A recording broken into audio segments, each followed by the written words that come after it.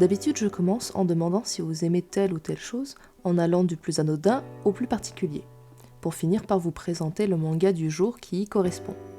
À la place, je vous donne les numéros d'aide car je vais aborder des thèmes graves comme la dépression, l'alcoolisme, la dépendance aux drogues, au sexe et des choses qui ne devraient jamais arriver à des enfants. Aujourd'hui, je vous présente La déchéance d'un homme de Junji Ito. Publié en 2017 au Japon dans le magazine Big Comics Original, en France c'est en 2021 qu'il arrivera, mais l'édition intégrale que je possède est sortie en 2024 par la maison Delcourt Tonkam.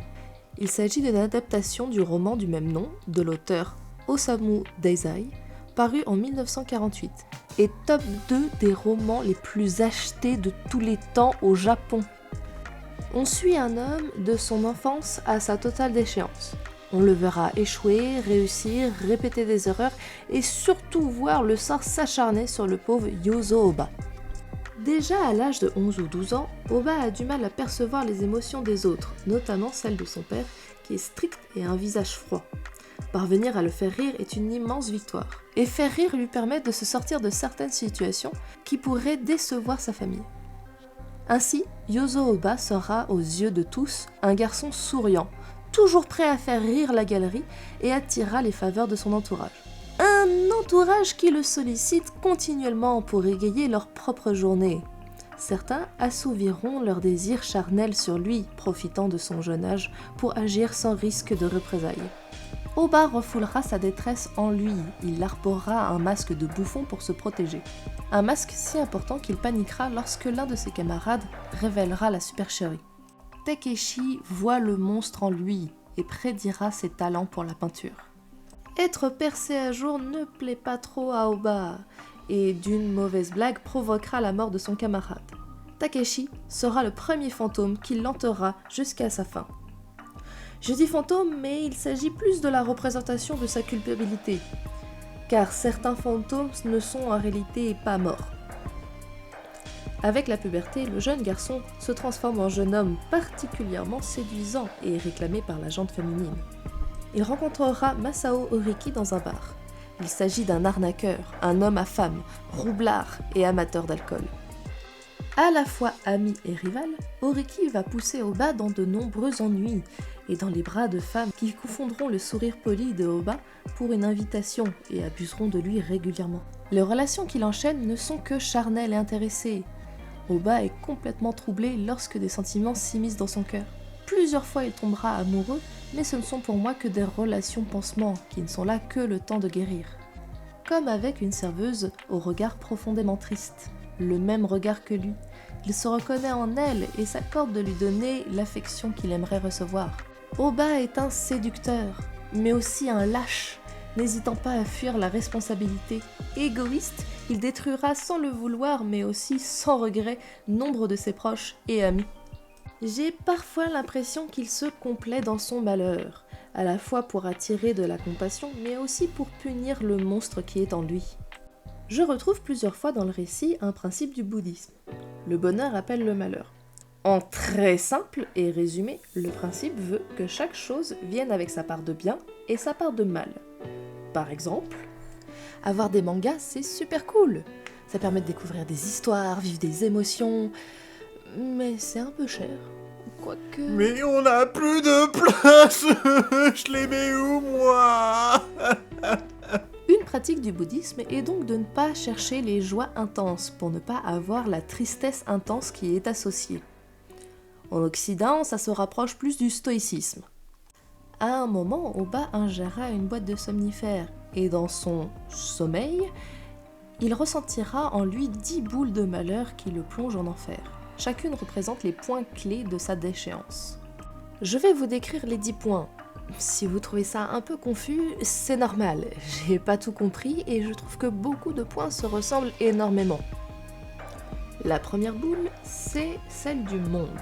Une foule d'individus inoffensifs, mais dont le regard exerce une pression insoutenable. La deuxième boule, c'est être respecté. S'être dévalué pour l'approbation des autres a aidé à sa déchéance. La troisième, c'est les relations amicales.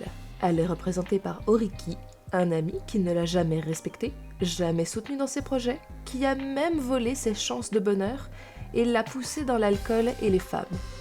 D'ailleurs, la quatrième boule, c'est les femmes, les relations charnelles sans sentiment, l'impuissance devant leurs demandes et leurs manipulations. La cinquième boule est la maison familiale. J'avoue que j'ai du mal à voir la raison de la déchéance dans celle-ci, surtout qu'on le voit juste flotter en compagnie de femmes, nues dans les rues de son village natal, et se balader seul dans la maison familiale.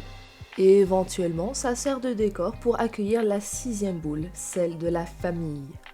Les domestiques qui l'ont abusée et sa détresse qui l'a cachée derrière un grand sourire au milieu d'une famille ignorante. La septième boule, c'est le bouffon. C'est comme la deuxième, c'est le fait de ne pas se faire respecter et avoir agi de façon non naturelle.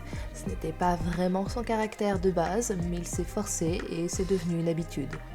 La huitième boule, c'est la mère. Sa mère ne l'ayant pas éduquée, ce sera sa nourrice qui prendra ce rôle. Douce, à l'écoute et protectrice. Mais celle-ci a disparu lorsqu'il avait l'âge de 5 ans, l'abandonnant seul dans une maison si froide.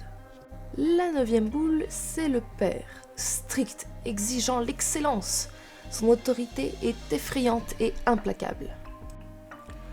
La dixième boule, c'est la naissance, car tous les malheurs ont une source.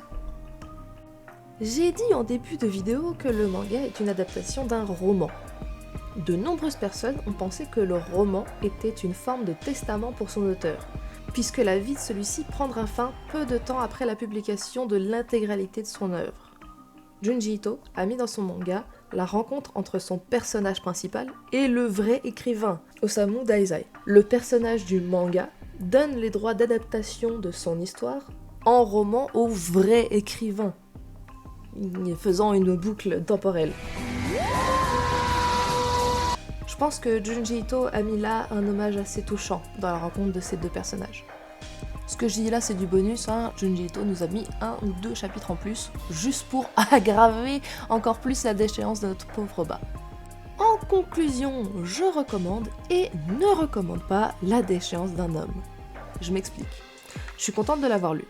Il m'a fait ressentir de la tristesse, de la compassion, de la colère, du dégoût, et juste pour ça, je le recommande.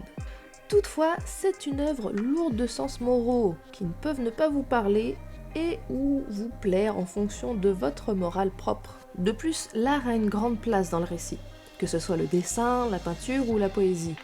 Et les passages où les personnages parlent en vers sont indigestes.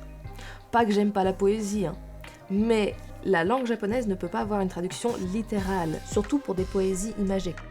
Vous vous rendez bien compte que quand on traduit un haïku, ça veut rien dire pour nous.